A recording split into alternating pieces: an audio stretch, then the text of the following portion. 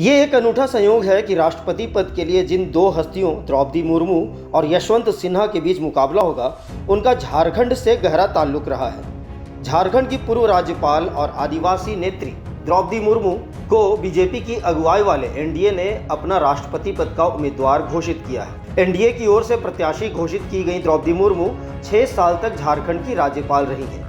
वहीं यशवंत सिन्हा झारखंड के हजारीबाग लोकसभा निर्वाचन क्षेत्र से 3 बार सांसद रहे हैं। दिलचस्प बात यह भी है कि जहां द्रौपदी मुर्मू ने अपना पूरा राजनीतिक सफर भाजपा के साथ तय किया, वहीं यशवंत सिन्हा की गिनती भी लगभग 2 दशकों तक भाजपा के राष्ट्रीय स्तर के नेता के तौर पर होती रही है। द्रौपदी मुर्मू के नाम के ऐलान के साथ ही अब एक सवाल जोरों से राजनीतिक गलियारों में उठने लगा है कि आखिर इस राष्ट्रपति चुनाव में जेएमएम का क्या स्टैंड होगा। हेमंत सोरेन लगातार आदिवासी समुदाय के लिए आवाज उठाते रहे हैं, साथ ही आदिवासी नेता भी हैं। ऐसे में क्या वो अब इस चुनाव में द्रौपदी मुर्मू को सपोर्ट करेंगे या यशवंत सिन्हा, ये सवाल अभी सबके जहन में उठने लगा है। इस मामले को लेकर राज्यसभा सांसद महुआ माझी से लगातार की टीम ने बात की तो उन्होंने कहा कि इस मामले में पार्टी से बिना अनुमति के कुछ भी नहीं कर सकती, लेकिन व्यक्तिगत तौर पर वो काफी खुश हैं।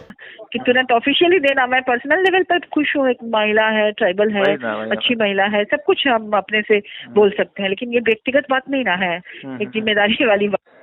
प्रवक्ता भी अब नहीं है पार्टी के।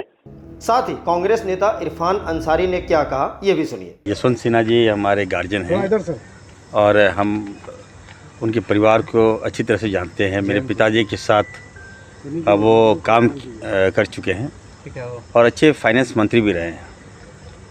तो हम चाहेंगे कि भारतीय जनता पार्टी भी बड़ा दिल दिखाए और उनका जो बेटा है जयंत सिन्हा, वो भाजपा में है, तो भाजपा को समर्थन करना चाहिए। और हमें लगता है कि हम लोग कांग्रेस पार्टी को भी यशवंत सिन्हा जी को मदद करना चाहिए। द्रौपदी मुर्मू ने 18 मई 2015 को झारखंड के राज्यपाल के तौर पर शपथ ली थी। वो इस पद पर 6 साल 1 महीने 18 दिन तक रही। अब ठीक 1 साल बाद जुलाई के महीने में ही देश के सर्वोच्च संवैधानिक पद के लिए सत्ताधारी गठबंधन ने उनका नाम आगे किया है। मैं इस अवसर पर जो हमारे विपक्षी दल के उम्मीदवार माननीय जसवंत सिन्हा जी एक सुलझे हुए राजनीतिज्ञ हैं। जिस तरह विपक्षी दल ने फारूक अब्दुल्ला जी को भी आज राष्ट्रपति पद का उम्मीदवार बनाना चाहा, माननीय शरद पवार को भी बनाना चाहा, लेकिन उन लोगों ने रिफ्यूज कर दिया। तो अब झारखंड के हित में, इस देश के आदिवासी समाज के हित में तमाम विपक्षी दल, चाहे जेएमएम हो, कांग्रेस हो, वामपंथी हो, सपा हो, आरजेडी हो, तमाम दलों से अनुरोध करने के साथ साथ विशेषकर जसवंत सिन्हा जी जो झारखंड से ही उनकी राजनीतिक उनकी ऊंचाई पहुंची थे, तो एक नाम वापस लेकर वो राष्ट्रपति चुनाव एक आदिवासी महिला बने तो सर्वसम्मत चुनाव ना हो और सर्वसम्मत सभी दल का उम्मीदवार बने, ये माननीय जसवंत सिन्हा जी इसके लिए पहल करें।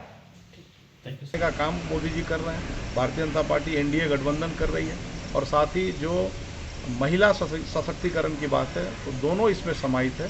और मैं उम्मीद करता हूं कि कई ऐसे दल हैं जो दलगत भावना से ऊपर उठकर, और मैं निवेदन भी करता हूं ऐसे दल के लोगों से कि दलगत भावना से ऊपर उठकर, चाहे झारखंड मुक्ति मोर्चा राज्य में है या कोई भी देश के कोई भी दल, जब एक महिला खड़ी है और एक आदिवासी खड़ी है तो सबको समर्थन करना चाहिए और जो उनका उम्मीदवार विपक्ष का है उनको उम्मीदवारी वापस लेनी चाहिए।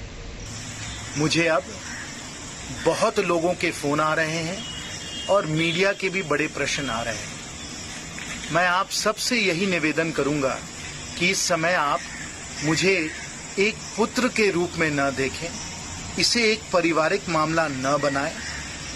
मैं भारतीय जनता पार्टी का एक कार्यकर्ता हूं, हजारीबाग से भारतीय जनता पार्टी का सांसद हूं। मैं अपने संवैधानिक दायित्व को पूरी तरीके से समझता हूं और पूरी तरीके से इसे मैं निभाऊंगा। बहरहाल राष्ट्रपति चुनाव में इस बार 2 दिग्गज उम्मीदवार जिनका झारखंड की धरती से गहरा ताल्लुक है वो आमने सामने हैं। ऐसे में तमाम नेता और तमाम पार्टियां किस उम्मीदवार को अपना समर्थन देती हैं, ये देखने वाली बात होगी।